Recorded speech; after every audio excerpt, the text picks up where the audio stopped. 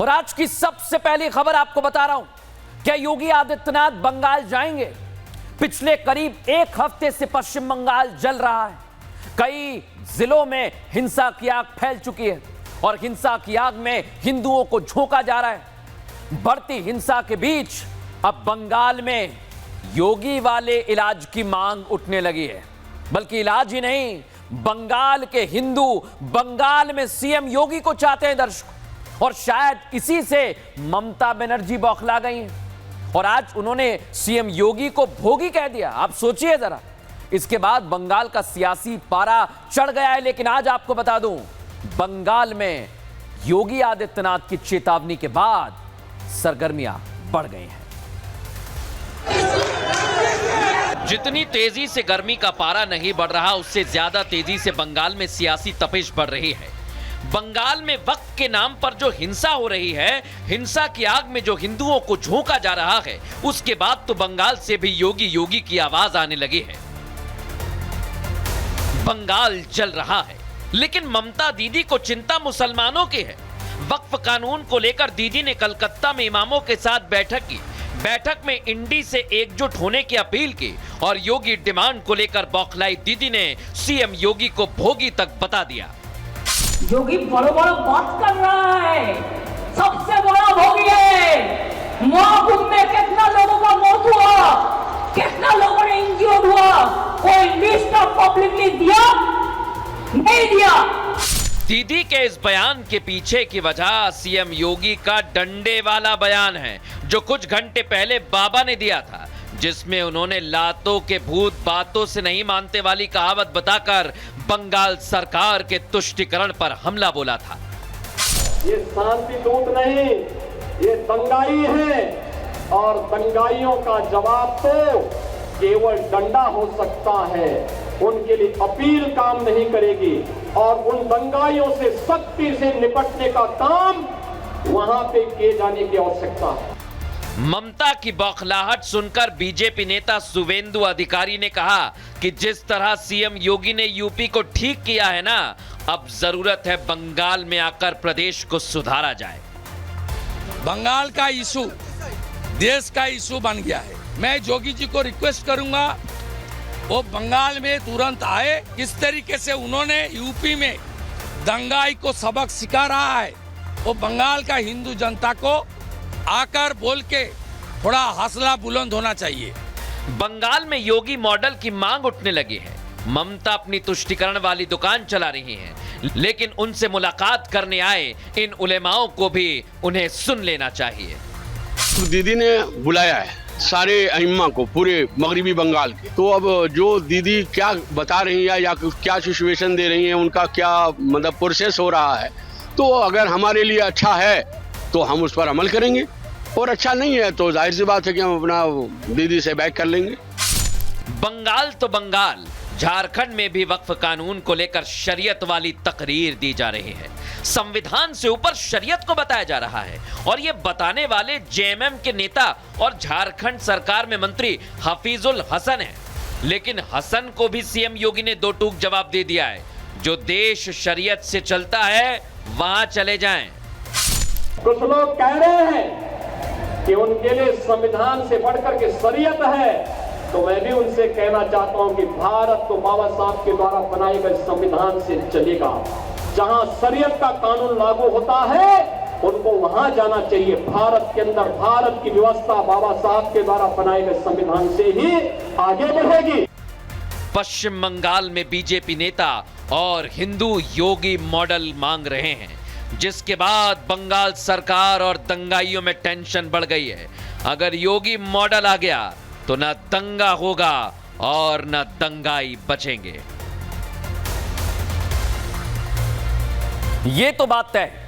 एक तरफ ये मांग उठने लगे कि बंगाल में योगी मॉडल को उतारना चाहिए, तो दूसरी तरफ बीजेपी टीएमसी को इस हिंसा के लिए भड़काने का जिम्मेदार बता रही है। और हिंदू जिस तरह से बंगाल में सुलग रहा है ना दर्शकों, इसे लेकर प्रदर्शन भी हो रहे हैं। लेकिन बीजेपी ने टीएमसी के खिलाफ सबूत सबके सामने रख दिए और ममता बनर्जी के हर आरोप का जवाब दिया है, बताया है कि कैसे इसके लिए टीएमसी जिम्मेदार है। आप भी देखिए।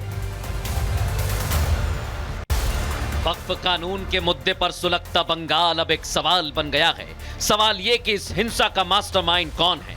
इस हिंसा में हिंदुओं को ही टारगेट पर क्यों लिया गया? हिंसा भड़की तो कोई नुकसान मुसलमानों को कैसे नहीं पहुंचा? पलायन को मजबूर केवल हिंदू ही क्यों हैं?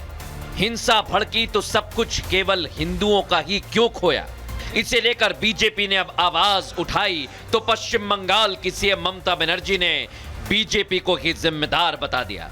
आप चाहते हैं पोलराइजेशन करने के लिए, हिंदू और मुस्लिम में भागाभागी करने के लिए। बीजेपी का बाहर से आदमी आके आप गड़बड़ करके भाग गया। बंगाल हिंसा के मुद्दे पर ममता बनर्जी ने बीजेपी को घेरा तो बीजेपी सबूतों के साथ सामने आई और दीदी के साथ पूरे देश को बताया कि हिंसा का मास्टरमाइंड कौन है, किस मकसद से हिंसा को भड़काया गया और क्यों सिर्फ हिंदुओं को ही निशाना बनाया गया। उन्हें इतना तड़पाया गया कि वो अपना घर छोड़कर शरणार्थी बनने को मजबूर हो गए। मुर्शिदाबाद हिंसा का ये वीडियो बीजेपी नेता सुवेंदु अधिकारी ने शेयर किया है, जिसमें धुलियान नगर पालिका के चेयरमैन मोहम्मद इंजामुल हक भड़काऊ और जहरीले बयान देते सुनाई दिए। আমি ছোটবেলায় একটা ফিল্ম দেখেছিলাম, সে ফিল্মের নাম হলো এলানি জাং। এলানি জাং আজকে থেকে আমাদেরকে এলানি জাংয়ের ধর্মেন্দ্র হয়ে যেতে হবে, মোদির বিরুদ্ধে দেখিয়ে দিতে হবে। बीजेपी का दावा है कि टीएमसी के मोहम्मद इंजामुल के इन्हीं बयानों के बाद दंगे भड़के। आरोप है कि दीदी की पार्टी से ताल्लुक रखने वाले इस शख्स ने अपने पद का दुरुपयोग किया और खुद ही हिंसक हमले भड़काने का नेतृत्व किया, जिसके बाद दंगाई सड़कों पर आ गए, पत्थरबाजी की, लाठी डंडे चलाए, हिंदुओं के घर जलाए, मंदिरों को निशाना बनाया और ये सब सिर्फ एक जगह नहीं किया बल्कि मोथाबरी से लेकर धुलियान तक टीएमसी के नेता ही हिंदू विरोधी दंगों के मुख्य साजिश करता रहे। इसी के विरोध में बंगाल विधानसभा के बाहर बीजेपी ने प्रदर्शन किया है। ये पूरा रेस्पॉन्सिबिलिटी एक खून के लिए ममता बनर्जी है। Mamata should step down, she should go to jail. हम लोग कावड़ हिंदू नहीं है, स्वामी विवेकानंद का हिंदू है। हिंसा के साक्ष्य सामने आते जा रहे हैं। ऐसे में हिंदूवादी संगठन से लेकर बीजेपी हिंसा के लिए साफ और सीधे तौर पर ममता बनर्जी को जिम्मेदार ठहरा रहे हैं। आज जो हिंसा हो रही है उन दंगाइयों को स्टेट का प्रोटेक्शन मिल रहा है और स्टेट स्पॉन्सर्ड वायलेंस हो रहा है। Chief Minister is visibly inciting the violence.